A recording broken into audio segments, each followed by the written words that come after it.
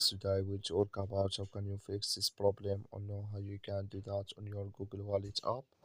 All you have to do in the first you just click here on settings here. So then it's going to take you to this list. It's going to show for you like this. You go down here into the found apps, click on it. You come to apps list and there you're looking for Google Wallet app or just click on search. At here Google Wallet, it's going to show for you like this. Click on it. You come to this list here, then you click on for stock, click on OK. You go down here, click on storage.